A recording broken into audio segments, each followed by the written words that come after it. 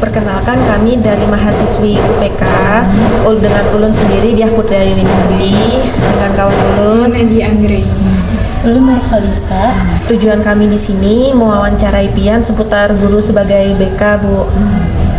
Untuk pertanyaan pertama, bagaimana pelaksanaan bimbingan di sekolah ini, Bu? Kalau untuk bimbingan konseling itu karena di SD ya Mbak ya, karena nggak ada guru khusus yang untuk menangani BK, jadi yang menangani BK itu hanya wali kelas masing-masing itu aja. Tinggi.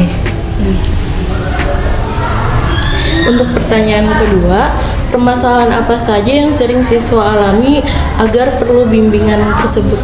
Kalau selama ini yang ulun ngajar, yang paling banyak itu yang sering jarang masuk Mbak, yang misalnya apa tanpa kabar, tahu-tahu menghilang, itu sih yang paling sering. Cuman kalau untuk di kelas paling ya dari sikap anak yang ngomongnya selalu kasar gitu aja, terus yang suka jahilin temennya, misalnya dianggap dia itu cuman bercanda kan padahal itu termasuk bullying kan Mbak ya. Nah gitu, itu yang perlu sangat-sangat diperhatikan sih, nggak bisa lengah sama sekali kalau misalnya di kelas tuh. Untuk pertanyaan ketiga, apa saja faktor permasalahan siswa sekolah dasar di kelas yang pian bina? Faktor karena dia nakal gitu ya. Kalau nakal itu ada kadang anak itu yang dia pengen diperhatikan, kurang perhatian dari orang tuanya. Jadi dia pas di sekolah itu dia kayak cari perhatian dengan gurunya, cuman salahnya cara dia mencari perhatian ke gurunya itu salah gitu nah Mbak. Misalnya yang dia selalu gangguin temennya, mungkin kan nggak mesti faktor itu nggak mesti dari sekolah, bisa juga dari rumah. Mungkin ada anak yang di rumah anak biasa aja, kok tiba-tiba di sekolah dia kok nakal, itu sering terjadi karena memang mungkin dianggapnya karena di rumah itu terlalu keras, sehingga anak di sekolahan kan jadi kayak model apa ya apa Mbak namanya, yang jadi dia kesana kemari lah gitu. Kayak bebas gitu. Iya, kayak bebas kan, soalnya kalau di rumah kan mungkin mamanya galak ya, sering yang itu.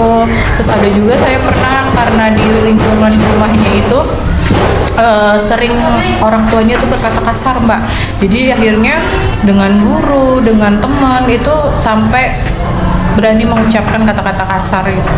Karena ya mungkin dari faktor dari rumah, kebanyakan itu sih dari lingkungan rumah, keluarga.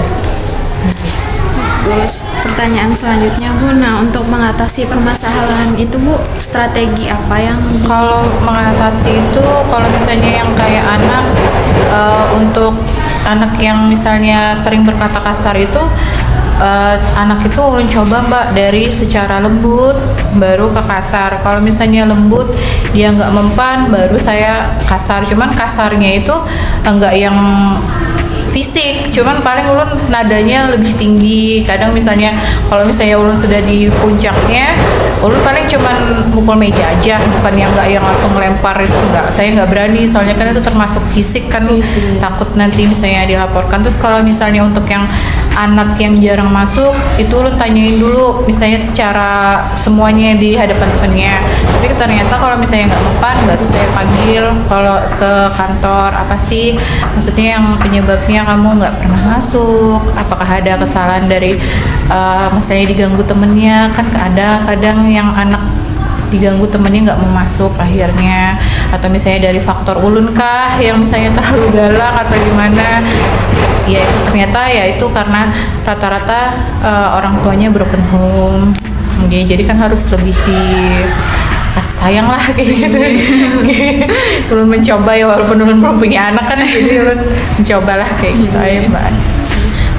Pertanyaan selanjutnya Bu, permasalahan atau kendala apa yang dialami dalam pelaksanaan bimbingan konseling di SD ini? Kendalanya sebenarnya dari misalnya kan ulun kalau sudah misalnya nggak bisa ke anak, ini panggil orang tua, kadang orang tuanya ada yang nggak mau datang Mbak, itu aja kurang pedulinya orang tua. Jadi ulun bingung, kadang ulun misalnya ulun chat lewat WA itu kadang maksudnya nggak dibales, nggak diangkat, terus bingung kan ulun gimana caranya gitu kan. Ya udah akhirnya ya jalan terakhirnya ya ulun ke kepala sekolah gitu aja sih. Kendalanya memang ada di orang tua yang susah gitu aja, yang suruh ke sini, entah orang tuanya sudah lepas tangan atau gimana, saya kurang tahu. Itu aja sih kendalanya Mbak. Terus kalau misalnya anak itu, kalau yang selama ulun temuin ini, anak itu kayaknya harus nggak bisa dilembutin Mbak. Jadi saya bingung kalau dilembutin nggak bisa, dikerasin kan zaman sekarang nggak bisa ya. Kalau soalnya kan nanti dilapor ke polisi misalnya, terus dipanggil segala macam. Jadi ya sudahlah, kalau misalnya memang anak itu nggak bisa sama sekali ya udah diemkan aja. Kadang ada anak yang karena yang sering ngomong kasar itu di rumahnya, terus terbawa ini, terus ulun berbagai cara ngatasinnya, dia nggak mempan sama sekali. Sudah soal jalan satu-satunya saya nggak ngeheranin sama sekali. Akhirnya dia mungkin sadar kan, lama-lama oh berarti nggak ada yang perhatian sama aku lagi gitu kan. Jadi akhirnya seiringnya waktu dia bisa berubah sendiri. Itu sih jalan terakhirnya. Itu aja.